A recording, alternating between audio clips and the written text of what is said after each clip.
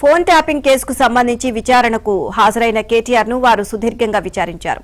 శుక్రవారం ఉదయం 11 గంటలకు కేటీఆర్ సిట్ కార్యాలయానికి రాగా సాయంత్రం 6 గంటల దాకా సుమారు 7 గంటల పాటు ప్రశ్నించారు. అనంతరం అవసరమైతే మరోసారి విచారణకు రావాల్సి ఉంటుంది అని చెప్పి పంపించివేశారు. విచారణలో భాగంగా సిట్ అధికారులు కేటీఆర్ వద్ద పలు అంశాలను ప్రస్తావించారు. ఫోన్ ట్యాపింగ్ ద్వారా తెలుసుకున్న విషయాలు, కాల్ రికార్డులను ఆధారంగా చేసుకుని వాటిని ఆయుధంగా మలుచుకుని పలువురు పారిశ్రామికవేత్తలను, సెలబ్రిటీలను బెదిరించి బీఆర్ఎస్ కు కోట్లాది రూపాయల ఎలక్టోరల్ బాండ్లు తెప్పించుకున్నారు అన్న విషయాలపై సిట్ ఎక్కువగా ఫోకస్ చేసింది.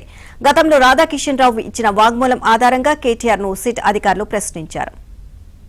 తనకు కొన్ని ఫోన్ నెంబర్లు నాటి పెద్దాయన ఆఫీస్ నుంచి కాగితాల మీద రాసి పంపించేవారని, మరికొన్ని ఫోన్ నెంబర్లను తమ సిపి ద్వారా పంపించారని, వాటన్నిటినీ తాను ఎస్ఐబికి పంపించి నిఘా పెట్టించేవాడిని అని రాధాకిషన్ రావు పోలీసులకు ఇచ్చిన వాగ్మూలంలో పేర్కొన్నారు.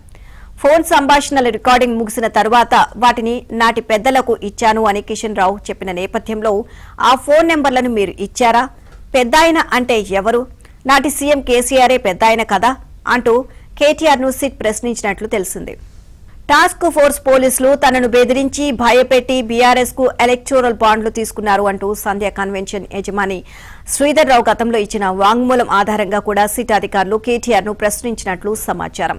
ఇక టాస్క్ ఫోర్స్ బృందాలను అడ్డం పెట్టుకుని 2023 ఎన్నికల సమయంలో, అంతకు ముందు జరిగిన మునుగోడు ఉప ఎన్నిక సమయంలో పెద్ద ఎత్తున డబ్బు పట్టుకున్న విషయాన్ని సిట్ అధికారులు తేదీలతో సహా కేటీఆర్ కు చూపించి ఆ తర్వాత ఆయా వ్యక్తులు, సంస్థల నుంచి బీఆర్ఎస్ పార్టీకి ఇచ్చిన ఎలక్టోరల్ బాండ్లకు పలుమార్లు ప్రశ్నించినట్లు సమాచారం.